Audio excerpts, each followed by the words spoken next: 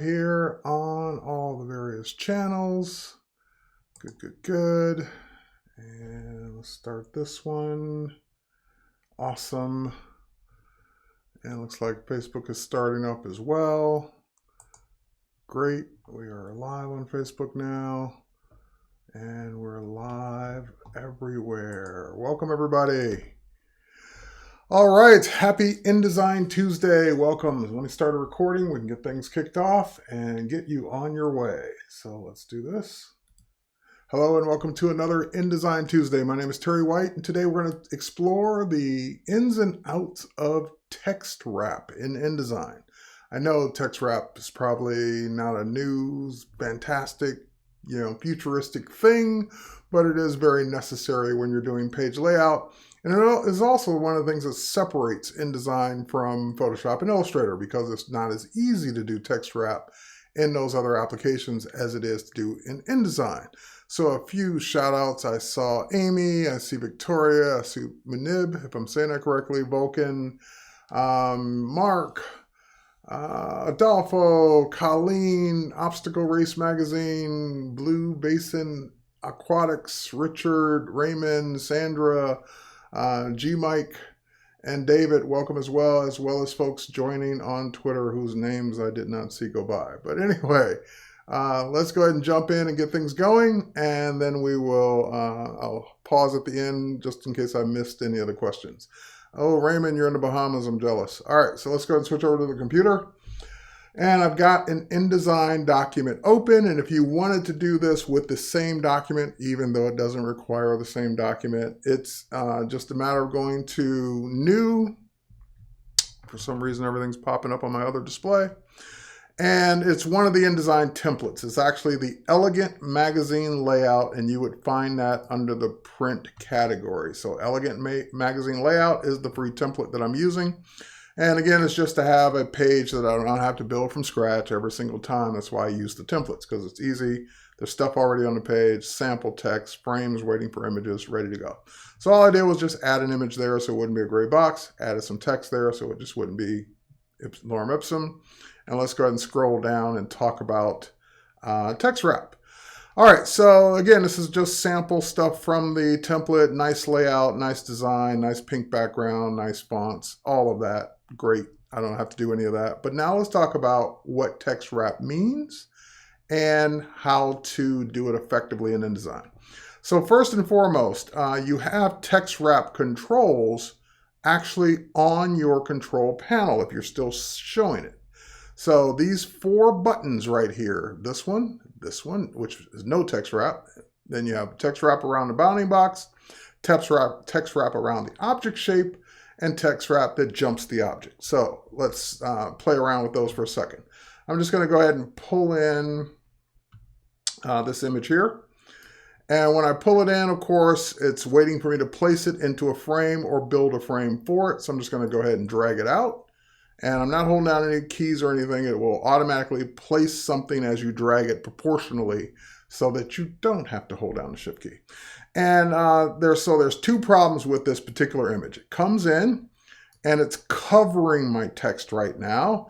And secondly, it's got a white background. So even if I send it to the back, you'd still see the white showing through the text. So we got two problems to fix. Well, one we can fix with text wrap.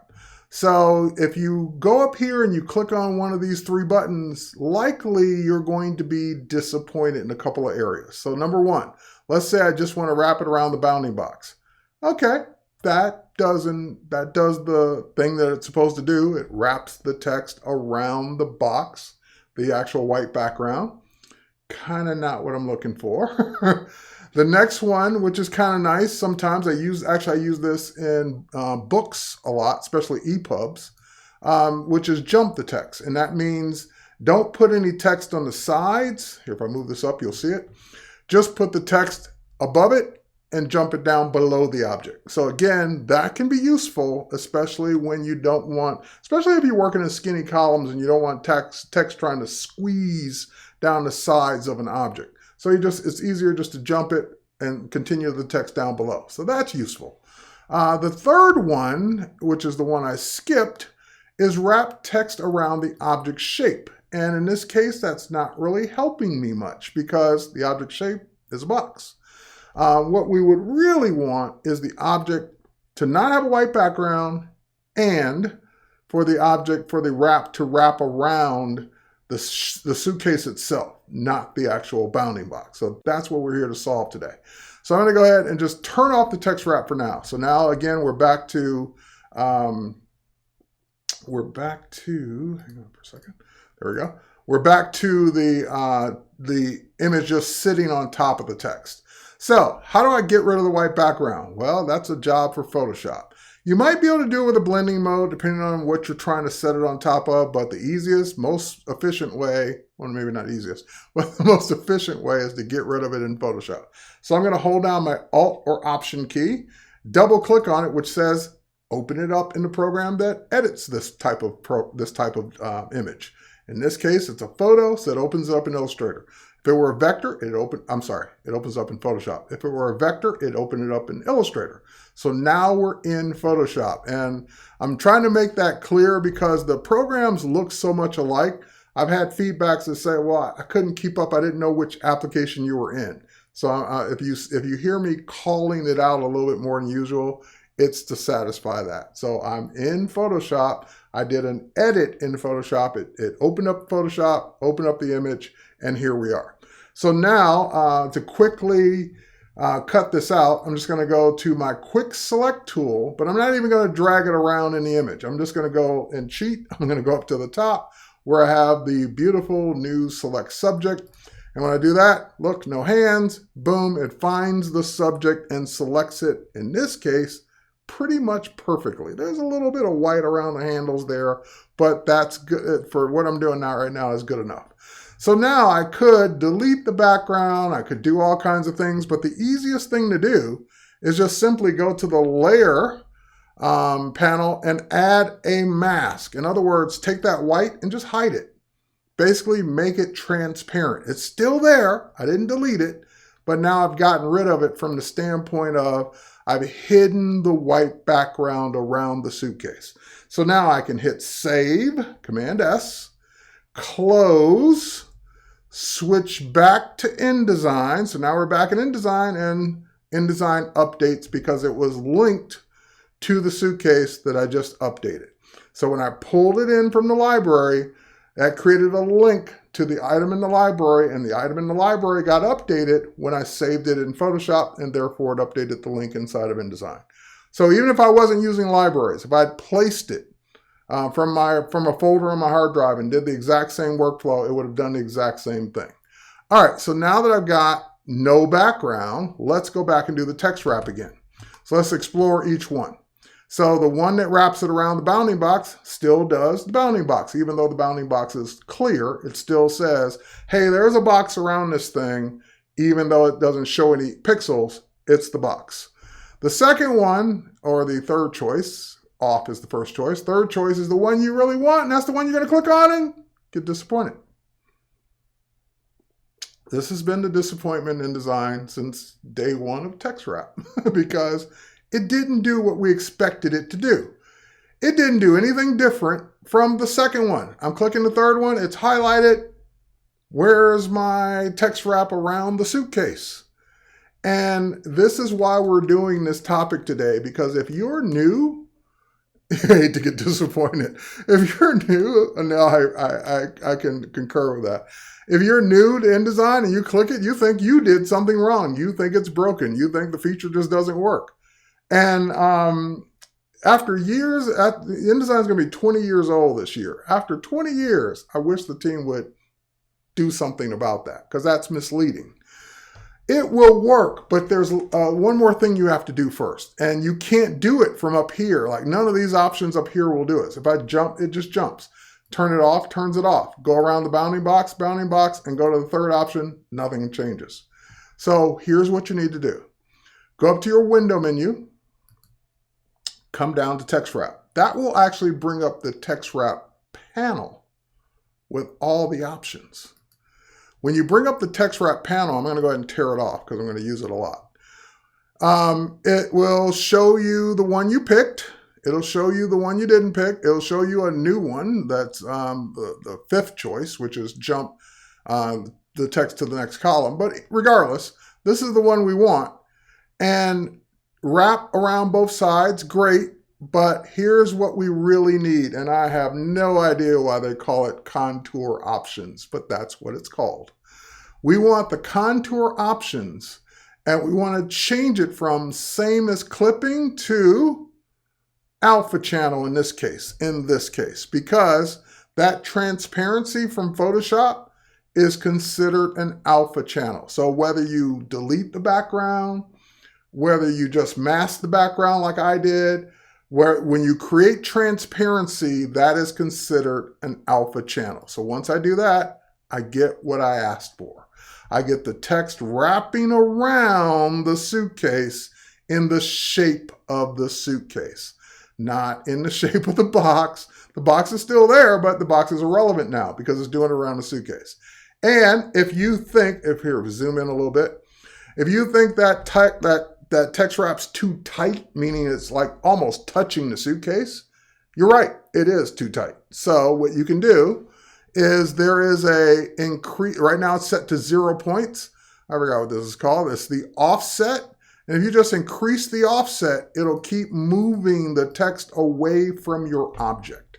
So that way you get the text wrap that you wanted, or a better looking text wrap, I should say. Amy's like, thank you. I've been trying to figure this out for ages. That's why we're doing a stream, Amy, for folks like yourself that have asked this question for years. Because it's not obvious. There's no way you would guess to do that. You would click the options, click the buttons, and like, why doesn't it work? All right, so, and it's using the alpha transparency. So if you had multiple masks, you could actually pick which mask to use. And that's great. So I can say, nope, let's make it a little tighter, and there we are. So now, even if I move the object around in this document, and I'm holding down and counting to 2, if I move it around, it'll rewrap as I move it. If I move it on more on this side, it'll rewrap more on that side. If I move it more on this side, it'll rewrap more on that side. Can text wrap be saved with object styles? Yes, hang on. Yes, but I don't know if a custom one could be doing. Well, let me check. Yes, and I want to say yes. I want to go to styles. And, oh, sorry, it keeps opening on my other display. And here, let's create a new one. And let's call it wrap.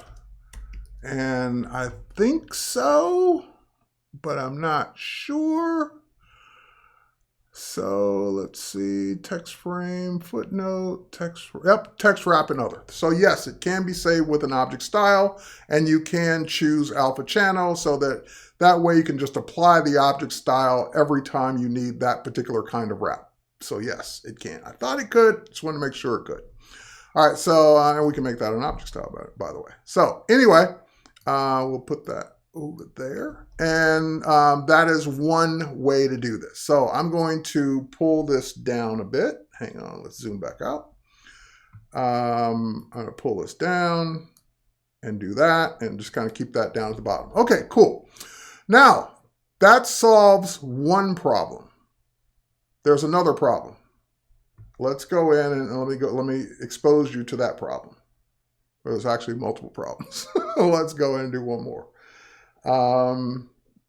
Here. Okay, here's a stock image in my library. That's a stock image of just camping tents. So it's like 6 different tents on the same page. Now, I could drag over that image and crop the frame to around the tent that I want, as long as the tents aren't overlapping. But it'd be so much easier if I just had the one tent that I wanted without having to have the other 5 and having to deal with them all the time. So here's what I'm going to do. I'm just going to double click on it. It's going to open Illustrator because those are Illustrator vectors. So here's Illustrator.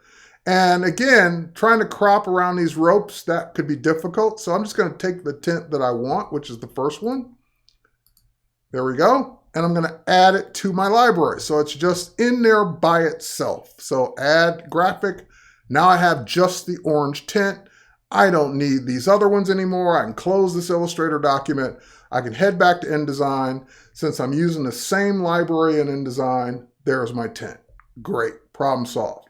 Now let's go ahead and drag the tint onto the canvas. So same thing, I get the placement option. I can drag it in up here and say where I want it. Same problem. If I do text wrap using any one of these three options, it won't do what I want. So around the box, around the object, nothing happens.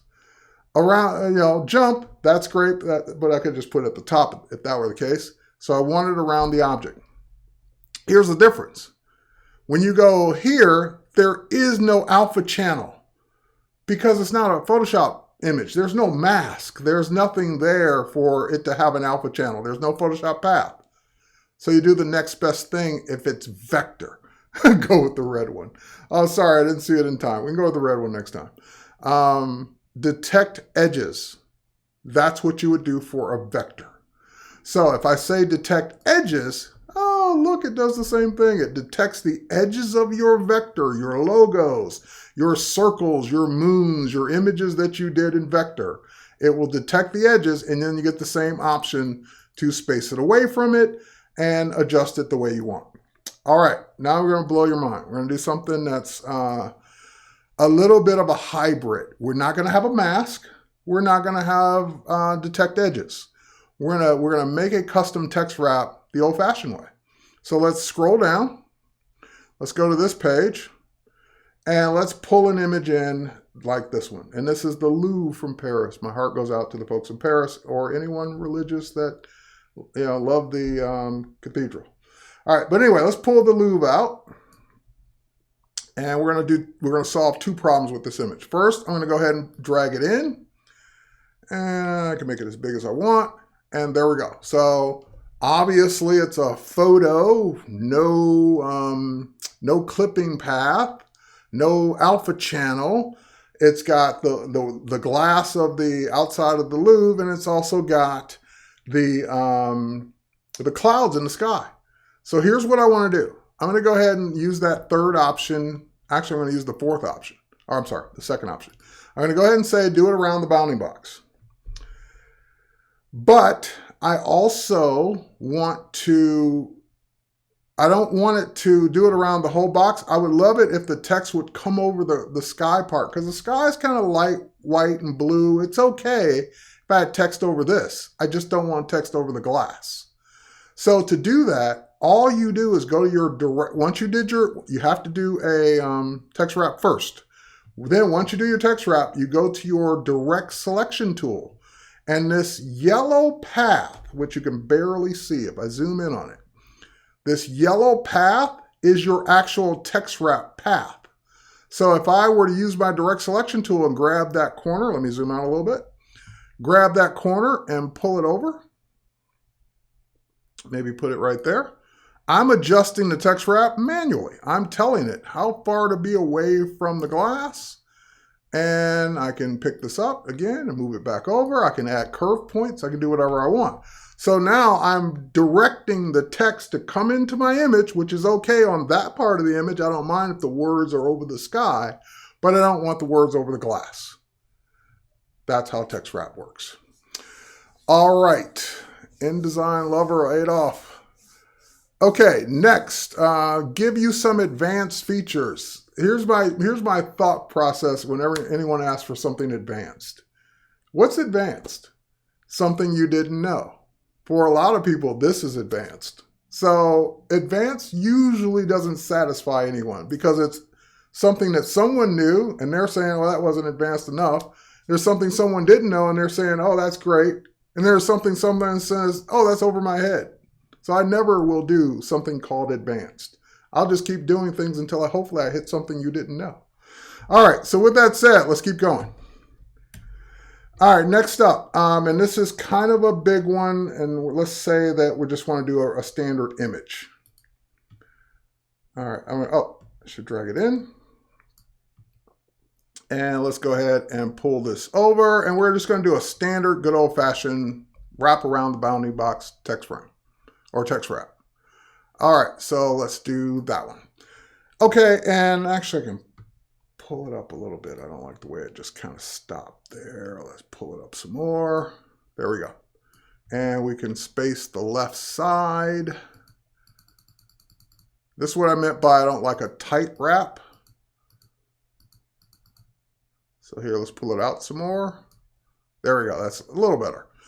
All right, so now I got the text wrap. Here's the problem another problem you would run into. Text is wrapping around your object beautifully just the way you want. But what if you want to put text on top of your object? So for example, let's go to zoom in. And let's go create a text frame. I'm working in preview mode, so let's get out of preview for a second. Let's go grab a text frame and just drag one out over here. And we're going to just say hiker, because that's what that person is.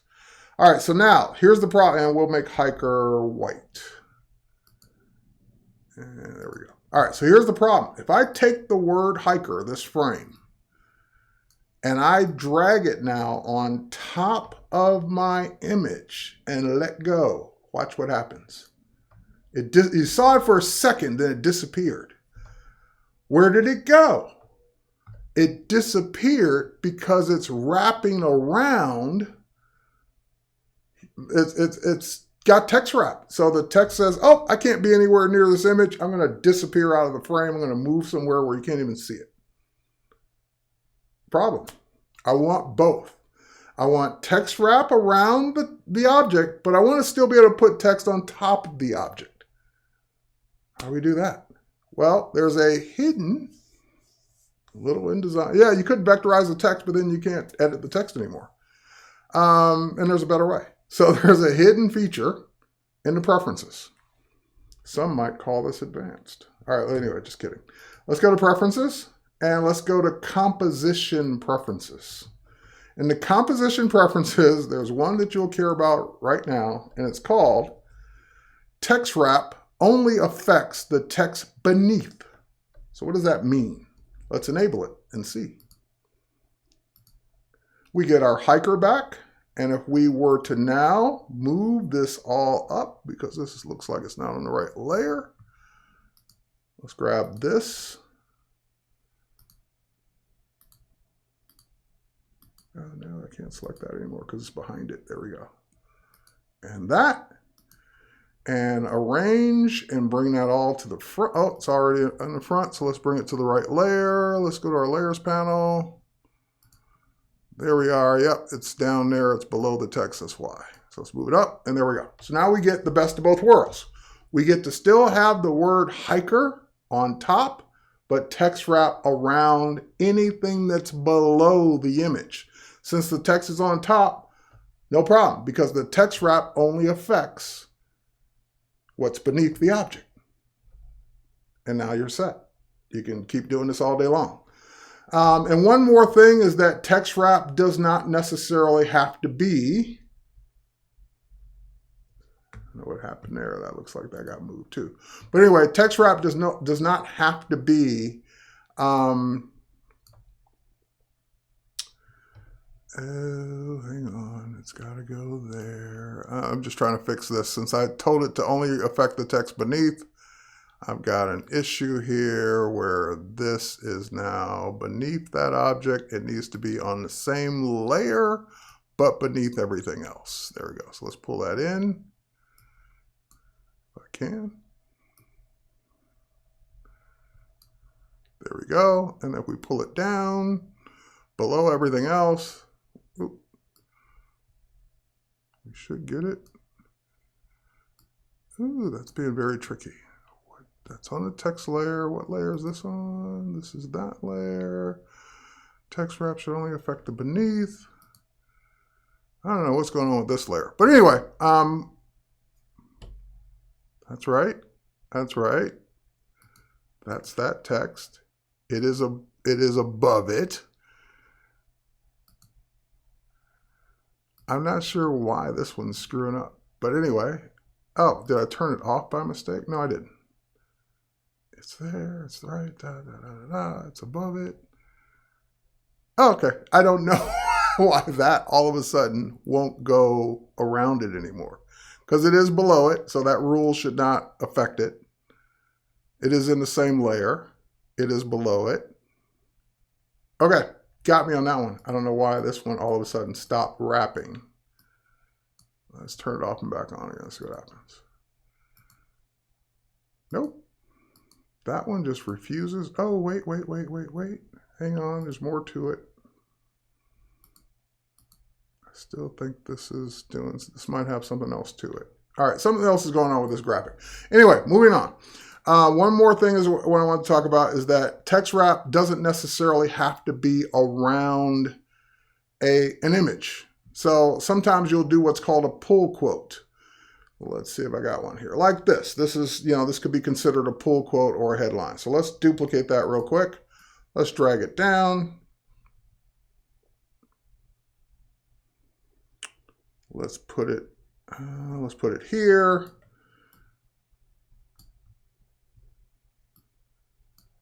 Make it a little smaller. There we go. And then we can apply text wrap around that object as well. So text wrap doesn't have to be around just images. It can be around text frames as well, and you get the same capabilities, except that you don't have the alpha channel and the detect edges or any of that because it's text. You don't need it. All right. So with that said, I think I got everything. Yeah, I kind of screwed up all of this when I turned that option off. Let's see if I can fix this one too. While I'm doing this, let me look at your questions in case I missed anything. Just remember, if something's not wrapping correctly, just make sure it's on the right layer and in the right stacking order. There we go. Oh, wait. Now I know why that one didn't work anymore. Hang on. Because I had it backwards. Text wrap.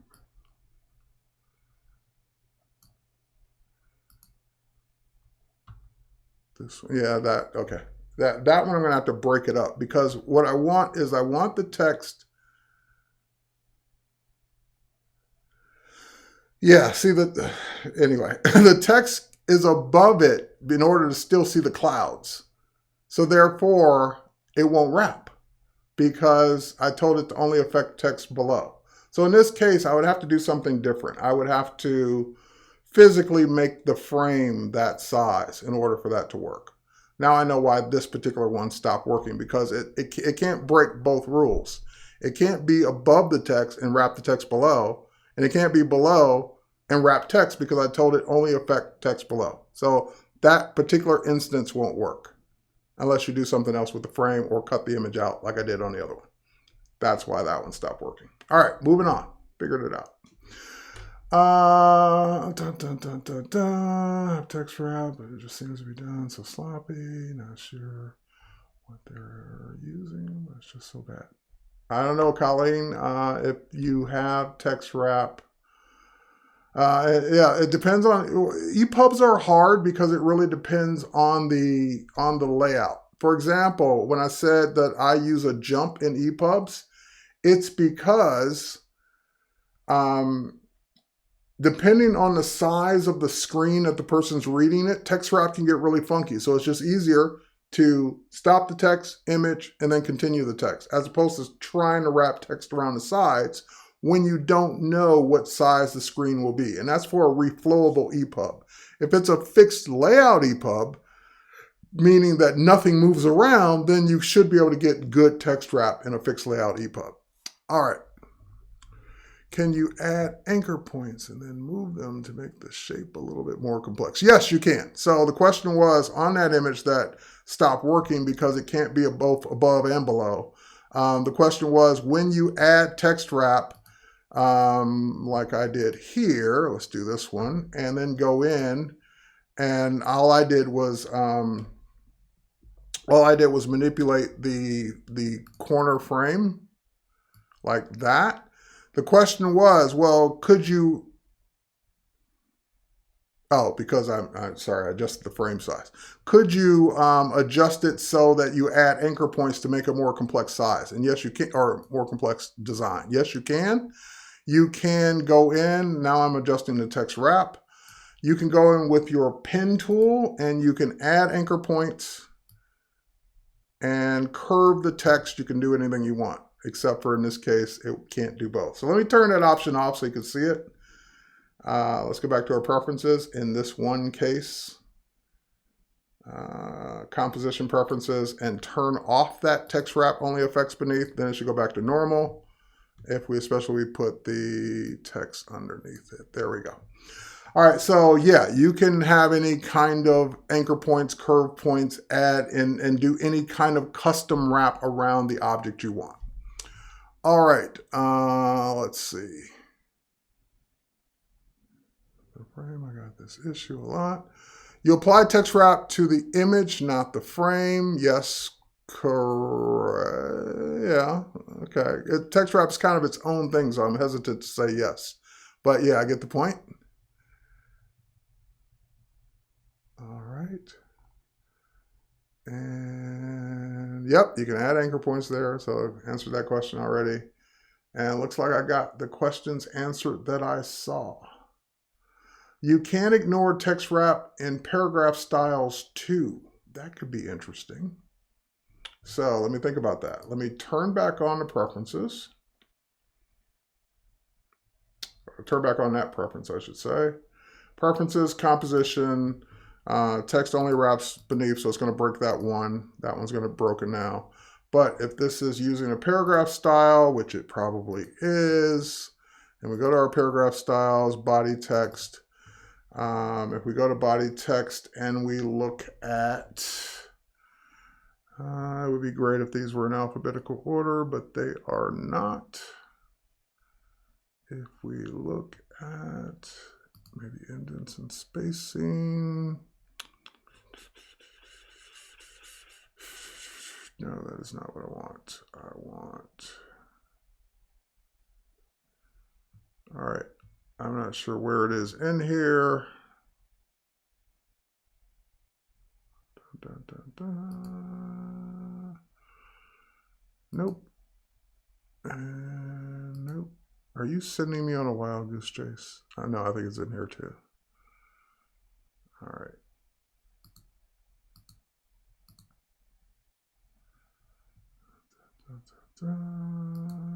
Nope. All right, I'm not seeing it, but then again, I might have skipped over it and just didn't see it. Shouldn't be there, shouldn't be there, shouldn't be there, shouldn't be there. All right, are you sure you can do that in paragraph styles? I'm not seeing it. I believe you.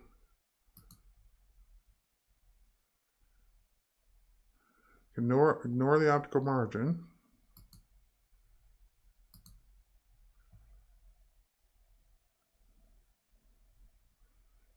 Okay, I don't see it, but G Mike, if you say it's there, I believe you, but I'm not seeing it. All right, so other than that one comment about adding it to the paragraph style, meaning ignoring it in the paragraph style, which could, again, make it interesting, I don't see where that would be in the paragraph style. I believe you, I just don't see it. Okay, so with that said, that's it, everyone. So except for this one kind of weird example where you can't have both worlds, everything else should work the way I said. All right, and it is working. Cool. All right, so with that said, cheers, everybody. Thanks for watching. We'll catch you on the next one. Bye, everybody.